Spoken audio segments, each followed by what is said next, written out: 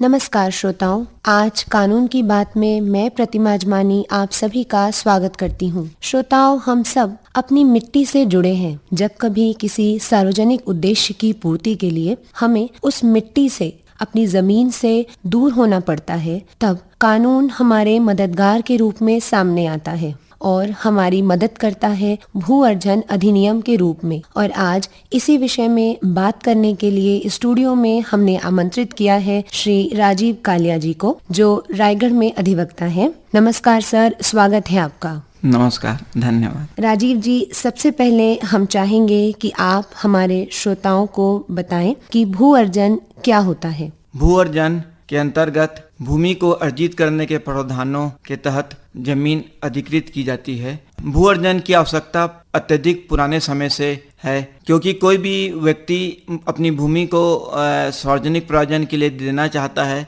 तो स्वैच्छिकता का अभाव रहता है। इसलिए शासन ने यह अधिनियम इस उद्देश्य से निर्मित किया है कि कोई भी लोक प्रयोजन के लिए, लोगों के हित के लिए भूमि अधिकृत किया जाए, जिसके लिए लोकहित का उद्देश्य सुदृढ़ हो सके। जी। जिस प्रकार से किसी उद्योग के लिए यदि भूमि चाहिए, विद्युत उत्पादन के लिए भूमि चाहिए या सिंचाई की व्यवस्था के लिए भूमि चाहिए, तो शासन के द्वारा भूमि अर्जन किया जाता है और लोगों को इसके लिए भूमि अपनी नियम और शर्तों के तहत प्रदान करना पड़ता है उस प्रयोजन के लिए। राजीव जी, भू अर्जन की विधि और प्रक्रिया क्या है? भू अर्जन की विधि सबसे पहले 1894 में भू अर्जन अधिनियम के अंतर्गत निर्मित हुई थी, जी। जो कि बाद के समय और परिवर्तन, जो कि बाद के पूर्व के वातावरण से और अभी वर्तमान के वातावरण में भिन्नता उत्पन्न होने के कारण नई भू अर्जन पुनर्वास और पुनर्स्थापन विधि 2013 निर्मित की गई है, जो कि 26 सितंबर 2013 से प्रभावशील है। यह विधि संपूर्ण भारत में लागू है, जम्मू कश्मीर राज्य में यह विधि लागू नहीं है। जी सर। कालिया जी, इसकी अवधि कितनी निर्धारित है? भू अर्जन की जो प्रक्रिया ये होती है कि सबसे पहले सामाजिक समाघात निर्धारण अध्ययन तैयार किया जाता है, जिसमें जिस प्रयोजन के लिए जिस स्थान पे भूमि अधिकृत किया जाना है वहाँ पे एक सामाजिक स्तर की जांच करती है टीम कि वहाँ की सामाजिक स्तर किस प्रकार के है। यदि वह नगर पंचायत के अंतर्गत है, यदि नगर निगम के अंतर्गत है या ग्राम पंचायत के अंतर्गत है, तो वहाँ के पदाधिकारियों की सहायता से सामाजिक समाघात निर्धारण अध्ययन किया जाता है, जिसकी धारा 4 के अंतर्गत प्रकाशन किया जाता है। इसके बाद धारा 5 के अंतर्गत जन सुनवाई होती है। जन सुनवाई में लोगों को अपने पक्ष रखने की मौका मिलता है कि वो अपना पक्ष रखें, क्या उनकी आपत्तियां हैं और क्या समर्थन देना चाहते हैं या विरोध करते हैं। यदि विरोध करते हैं क्यों करते हैं, और समर्थन यदि देते हैं तो लाभ हानि का वहाँ निराकरण किया जाता है। उसके पश्चात प्रक्रिया आगे ये रहती है कि संपत्तियों की एक सूची तैयार किया जाता है और एक उद्घोषणा जारी होती है। उसके पश्चात संपत्तियों का जो मापदंड होता है और जो परिसंपत्ति और उसका मूल्यांकन किया जाता है। मूल्यांकन करने के लिए भू अर्जन अधिकारी जो भी होते हैं वो अपने अधीनस्थ अधिकारियों को, तहसीलदार को, पटवारियों को और आरआई राजस्व निरीक्षकों को, और उसके पश्चात वन से संबंधित यदि कोई तथ्य है सामने में तो वन पदाधिकारियों को, और यदि सड़क के यदि कोई तथ्य हैं तो लोक निर्माण विभाग के अधिकारियों से संपत्तियों का ब्यौरा मंगाया जाता है और निर्माण के प्रकृति भी मंगाई जाती है कि उसमें मकान निर्मित है या कुक्कुट पालन हो रहा है या मछली पालन हो रहा है, या और जो संपत्ति है सिंचित है या असिंचित है और उसमें कितने वृक्ष लगे हुए हैं। समस्त मुआवजा निर्धारण करने के लिए कि कोई व्यक्ति जिस परिस्थितियों परिवेश में निवास कर रहा है तो उसको पुनर्स्थापित करने के लिए, पुनर्व्यवस्थापन करने के लिए उसी दर्जे की, उसी श्रेणी की संपत्ति उसको या उसकी धनराशि उपलब्ध कराया जाए। इसलिए उसकी मुआवजा की गणना के लिए ये सब संपत्तियों के वर्तमान परिस्थितियों के संबंध में पंचनामा और बयान ये सब लिया जाता है। जी सर। कालिया जी, इसकी अवधि कितने निर्धारित है?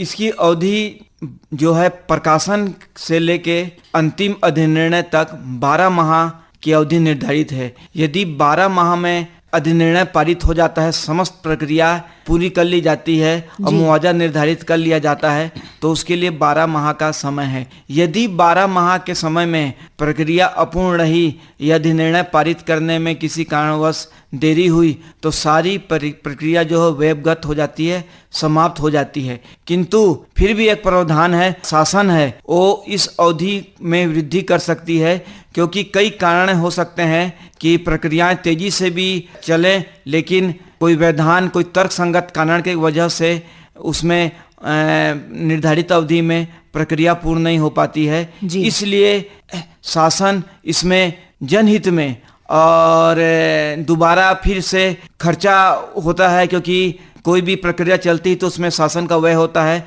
इसलिए दोबारा करने के लिए आवश्यकता मत करे करके अंतिम चरण में कुछ वृद्धि कर सकती है, जो समय समय पर वृद्धि शासन कर सकती है। जी राजीव जी, संपत्तियों के मूल्यों का निर्धारण और गणना किस प्रकार होता है? संपत्तियों को कई वर्गीकरण किया गया है, उसको विभाजन किया गया है। जी।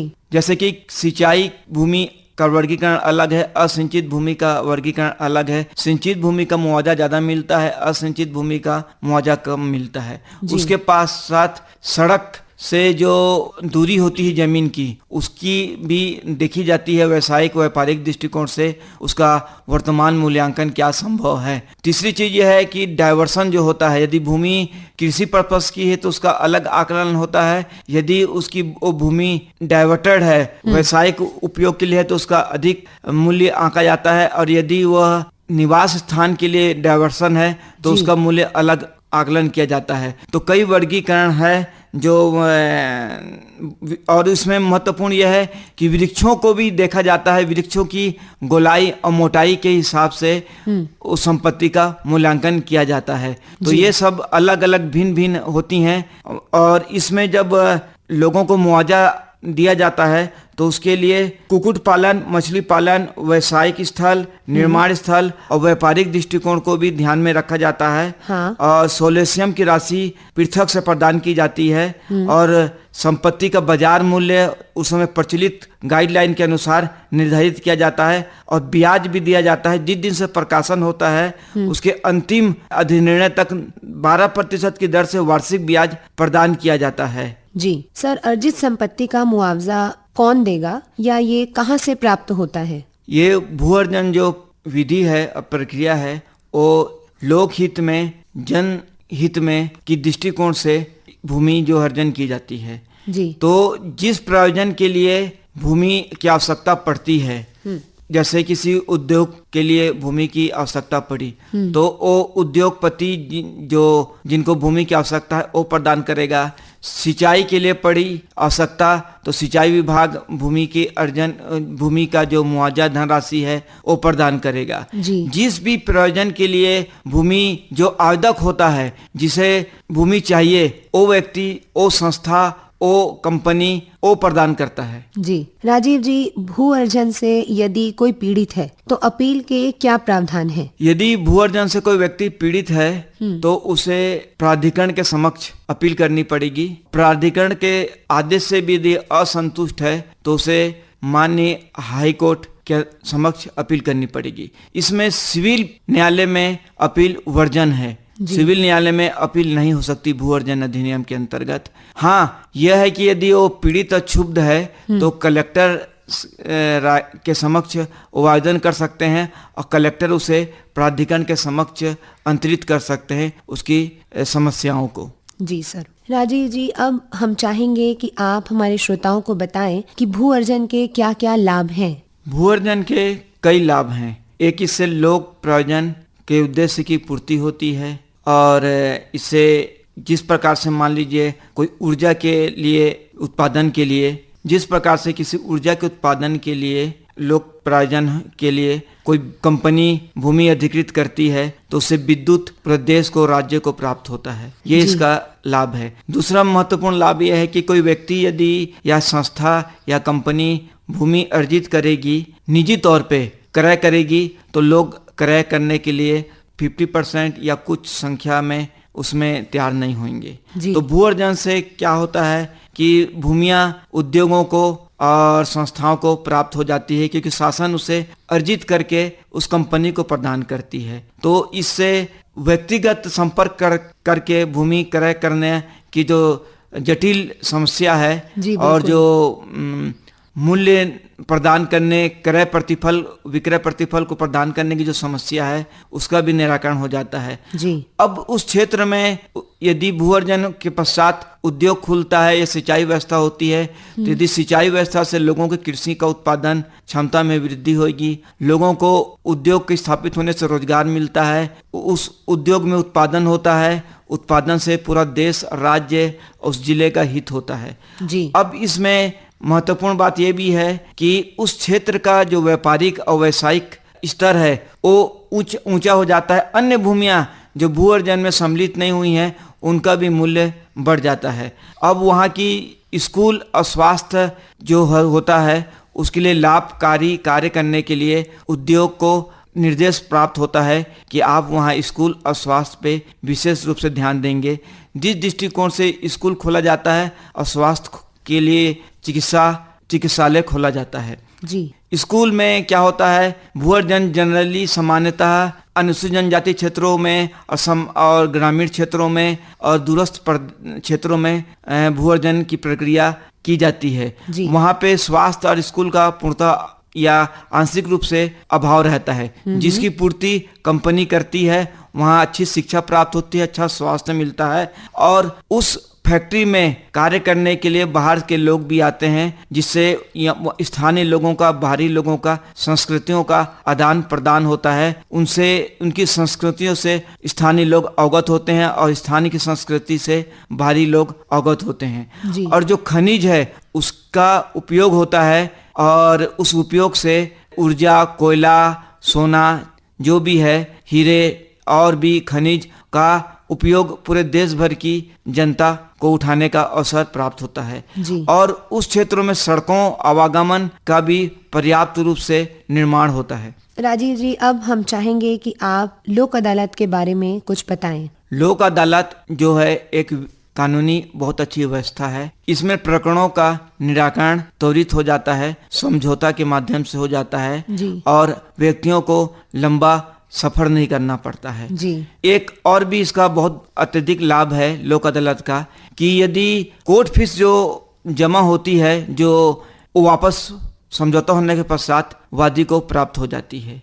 तो इससे उसको प्रतिवादी से वसूलने का जो समस्या है उससे छुटकारा मिल जाता है। और इसकी अपील संभव नहीं है। सर, हम चाहेंगे कि आप आगामी लोक अदालत कब होने वाली है, इसकी जानकारी हमारे श्रोताओं को दें। आगामी लोक अदालत जो होने वाली है 13/12/2025 को होने वाली है। श्रोताओं, आज हमने समझा भू अर्जन अधिनियम को। इसकी जानकारी हमें बहुत ही सरल शब्दों में दी रायगढ़ अधिवक्ता श्री राजीव कालिया जी ने। सर, आप यहाँ आए, हमें इतनी सारी जानकारी दी, इसके लिए आपका बहुत बहुत धन्यवाद। अब अनुमति दीजिए प्रतिमा अजमानी को नमस्कार।